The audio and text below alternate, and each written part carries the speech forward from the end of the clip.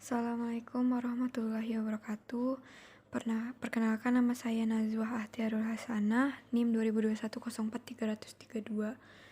Mata kuliah Bahasa Indonesia dari kelas A. Di sini saya akan mempresentasikan PPT yang berjulukan Pedoman Umum Ejaan Bahasa Indonesia. Yang pertama, sejarah perkembangan ejaan Bahasa Indonesia. Penyempurnaan terhadap ejaan Bahasa Indonesia telah dilakukan oleh Badan Pengembangan dan Pembinaan Bahasa Kementerian Pendidikan dan Kebudayaan. Penyempurnaan tersebut menghasilkan naskah yang pada tahun 2015 telah ditetapkan menjadi Peraturan Kementerian Pendidikan dan Kebudayaan Nomor 50 Tahun 2015 tentang Pedoman Umum Ejaan Bahasa Indonesia. Penggunaan huruf kapital. Huruf kapital dipakai sebagai huruf pertama awal kalimat, huruf pertama unsur nama orang termasuk julukan pada awal kalimat, dalam petikan langsung, huruf pertama setiap kata nama agama, kitab suci, dan Tuhan, termasuk sebutan dan kata ganti untuk Tuhan. Huruf pertama unsur nama gelar kehormatan, turunan keagamaan, profesi, serta nama jabatan dan kepangkatan yang dipakai sebagai sapaan. Huruf pertama unsur nama jabatan dan pangkat yang diikuti nama orang atau yang dipakai sebagai pengganti nama orang tertentu. Nama institut. Huruf pertama nama bangsa, suku bangsa, dan bahasa asing atau nama tempat. Huruf pertama nama tahun, bulan, hari, dan hari besar atau hari raya. Huruf pertama nama geografi. Huruf pertama unsur singkatan nama gelar, pangkat, atau sapaan. Penggunaan huruf miring. Huruf miring dipakai untuk menuliskan judul buku, nama majalah, atau nama surat kabar yang dikutip dalam tulisan, termasuk dalam daftar pustaka. Menegaskan atau mengkhususkan huruf bagian kata, atau kelompok kata dalam kalimat. Nuliskan kata atau ungkapan dalam bahasa daerah atau bahasa asing. Penggunaan huruf tebal. Huruf tebal dipakai untuk menegaskan bagian tulisan yang sudah ditulis miring. Huruf tebal dapat dipakai untuk menegaskan bagian-bagian karangan seperti judul buku, bab, atau subbab. Penggunaan tanda titik. Tanda titik dipakai pada akhir kalimat pernyataan, di belakang angka atau huruf dalam suatu bagian ikhtisar atau daftar, untuk memisahkan angka jam, menit, dan detik yang menunjukkan waktu atau jangka waktu. Dipakai dalam daftar pustaka di antara nama penulis, tahun, judul tulisan, yang tidak berakhir dengan tanda tanya atau tanda seru, dan tempat terbit. Dipakai untuk memisahkan bilangan, ribuan, atau kelipatan yang menunjukkan jumlah. Tanda koma. Tanda koma dipakai di antara unsur-unsur dalam suatu pemerincian atau pembilangan. Dipakai sebelum kata penghubung seperti tetapi, melainkan, dan sedangkan dalam kalimat majemuk.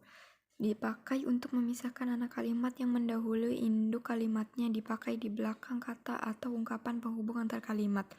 Seperti oleh karena itu, jadi, dengan demikian, sehubungan dengan itu, dan meskipun demikian. Dipakai sebelum dan atau sesudah kata seru seperti oh, ya, wah, aduh, atau hai, dan kata yang dipakai sebagai sapaan seperti bu, di, atau nak.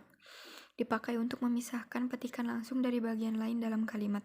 Dipakai di antara nama dan alamat, bagian-bagian alamat, tempat dan tanggal, serta nama tempat dan wilayah atau negeri yang ditulis berurutan.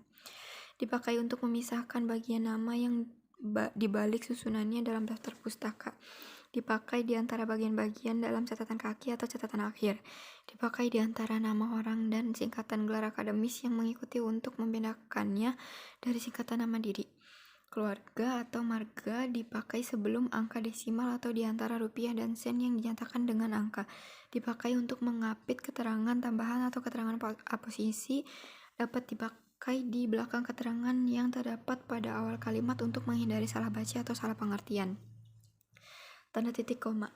Tanda titik koma dapat dipakai sebagai pengganti kata penghubung untuk memisahkan kalimat setara yang satu dari kalimat setara yang lain di dalam kalimat majemuk. Dipakai pada akhir perincian yang berupa klausa. Dipakai untuk memisahkan bagian-bagian pemerincian dalam kalimat yang sudah menggunakan tanda koma. Tanda titik 2. Tanda titik 2 dipakai pada akhir suatu pernyataan lengkap yang diikuti pemerincian atau penjelasan. Tidak dipakai jika perincian atau penjelasan itu merupakan pelengkap yang mengakhiri pernyataan. Dipakai sesudah kata atau ungkapan yang memerlukan pemberian. Dipakai dalam naskah drama sesudah kata yang menunjukkan pelaku dalam percakapan. Dipakai di antara jilid atau nomor dan halaman, surah dan ayat dalam kitab suci, judul dan anak judul suatu karangan, serta nama kota dan penerbit dalam daftar pustaka. Tanda hubung. Tanda hubung dipakai untuk menandai bagian kata yang terpenggal oleh penggantian baris. Dipakai untuk menyambung unsur kata ulang, dipakai untuk menyambung tanggal, bulan, dan tahun yang dinyatakan dengan angka atau menyambung huruf dalam kata yang dieja satu-satu, dapat dipakai untuk memperjelas hubungan bagian kata atau ungkapan. Dipakai untuk merangkai unsur bahasa Indonesia dengan unsur bahasa daerah atau bahasa asing, digunakan untuk menandai bentuk terikat yang menjadi objek bahasan. Tanda pisah. Tanda pisah dapat dipakai untuk membatasi penyisipan kata atau kalimat yang memberi penjelasan di luar bangun kalimat. Dapat dipakai juga untuk menegaskan adanya keterangan aposisi atau keterangan yang lain. Dipakai di antara dua bilangan, tanggal, atau tempat yang berarti sampai dengan atau dalam tanda kurung. Tanda garis miring. Tanda garis miring dipakai dalam nomor surat, nomor pada alamat, dan penandaan masa atau tahun yang terbagi dalam 2 tahun. Takwim dipakai sebagai pengganti kata dan atau serta setiap dipakai untuk mengapit huruf, kata atau kelompok kata sebagai koreksi atau pengurangan atas kesalahan atau kelebihan di dalam naskah asli teks tertentu. Sekian presentasi dari saya, kurang lebihnya mohon maaf. Wassalamualaikum warahmatullahi wabarakatuh.